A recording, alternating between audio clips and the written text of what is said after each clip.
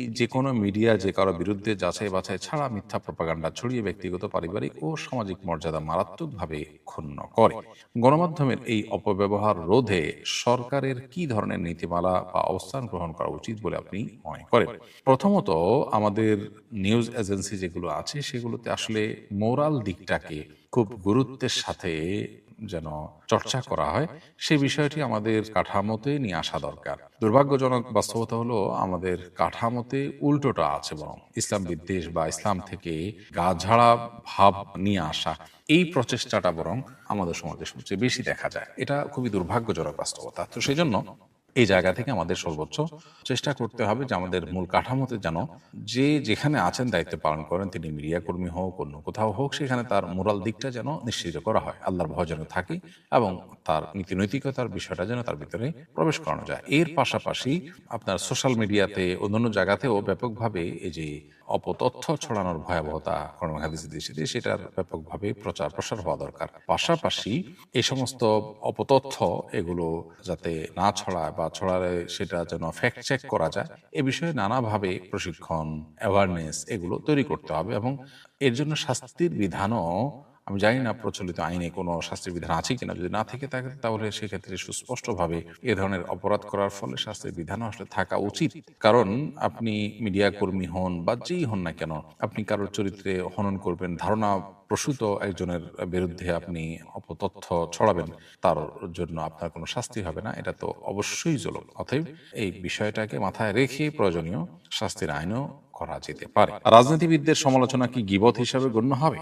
রাজনীতিবিদ হয়ে গেলে তাদের সমালোচনা জায়েজ হয়ে যাবে না, হালাল হয়ে যাবে না। তবে হ্যাঁ, রাজনীতিবিদদের এমন কোনো কর্মকাণ্ডের সমালোচনা আপনার নিষিদ্ধ গীবতের আওতায় পড়বে না যেটার ফলে জাতির ক্ষতি হয়।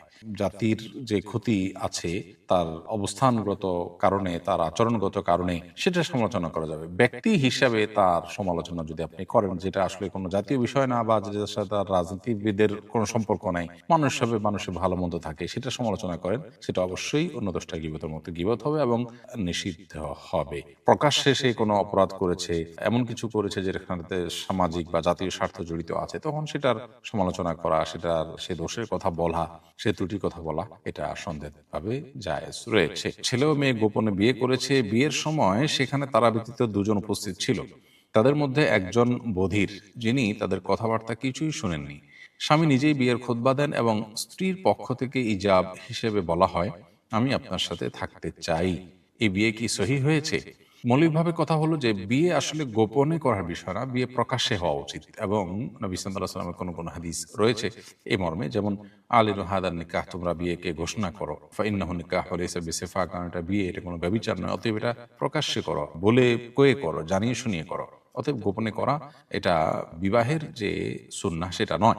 তারপরও যদি কোনো প্রাপ্তবয়স্ক ছেলে মেয়ে তারা বিবাহের অন্যান্য সব শর্ত পূরণ করে তারা মানুষকে না জানিয়ে একান্তে বিয়ে করে, যেমন সাক্ষীদের কথা বলা হচ্ছে এখানে, সাক্ষীদের উপস্থিতি যদি থাকে তাহলে বিয়ে শুদ্ধ হতে পারে। কিন্তু দুজন সাক্ষীর উপস্থিতির মধ্যে একজন সাক্ষী যদি বধির হন, যিনি আসলে কিছু শুনতে পাননি, তাহলে বিয়ে বিশুদ্ধ হয়নি। কারণ দুজন সাক্ষী মূলত প্রস্তাব এবং সম্মতি শুনতে হবে।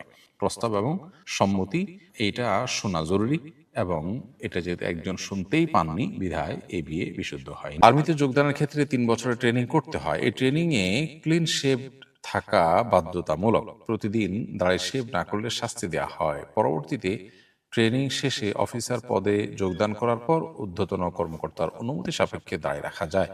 এক্ষেত্রে একজন মুসলিমের কি করণীয়? এই চাকরির জন্য 3 বছর দাড়ি শেভ করা যাবে কিনা? প্রথম কথা হলো, একটি মুসলিম রাষ্ট্রে এই ধরনের নিয়ম থাকাটা খুবই দুর্ভাগ্যজনক। আমরা আশা করব সংশ্লিষ্ট যারা আছেন তারা এই নিয়ম পরিবর্তন করবেন। মুসলিম সমাজে ইসলাম যেটাকে অ্যালাউ করে না সেরকম কোনো কিছু করতে বাধ্য করা, এটা মানুষের মৌলিক যে তার অধিকার আছে সেটা খর্ব করার শামিল। আমি মনে করি যে এই জায়গাটাতে পরিবর্তন আনবার যথেষ্ট সুযোগ আছে। আমি আবারও উদাত্ত আহ্বান রাখতে চাই সংশ্লিষ্টদের কাছে, তারা যেন আল্লাহর ভয়ে এই বিষয়টিকে সংশোধন করে। বাকি যে জিনিসটা আসলে নাজায়েজ করে সেটা তো আসলে সর্বাবস্থায় নাজায়েজ হয়। বিশেষ করে আপনার কোন একটা সুযোগ সুবিধা পাওয়ার জন্য আপনি কোন একটা গুনাহের কাজ করতে পারেন না। তারপরও যদি কেউ করে ফেলেন তাহলে তিনি তওবা করলে আল্লাহ তাআলার কাছে আশা করে যে আল্লাহ তাআলা ক্ষমা করবেন।